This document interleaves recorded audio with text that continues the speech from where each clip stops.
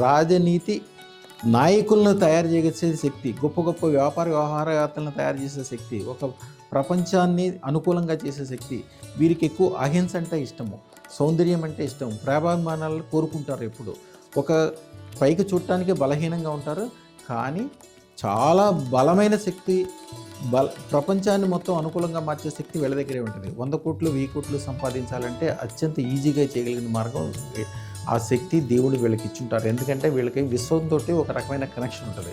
వీళ్ళు మనసులో ఏదైతే తీవ్రంగా అనుకుంటారో అది విశ్వంకి వెళ్ళి విశ్వం దగ్గర నుంచి వీళ్ళకి పాజిటివ్ భావనలు వస్తుంటాయి. అందుకని వీళ్ళకి ఎవ్వరూ వీళ్ళని ఇబ్బంది పెట్టకూడదు. వీళ్ళకి అనుగుణంగా ఉన్నవాళ్ళు జీవితాంత వరకు సుఖంగా సంతోషంగా ఉంటారు. వీళ్ళని ఎప్పుడైతే బలహీనలుగా భావించి వీళ్ళకి అనుకూలంగా లేరో వాళ్ళు మానసికంగా బాధపడతారు. వీరు చదవాల్సిన మంత్రం ఓం నమో రజత సోమేశ్వరాయ మనోకామన ఐశ్వర్యం దేహి ప్రయచ్చ స్వాహ అని చంద్రునికి రాత్రిపూట ఆవు పాలని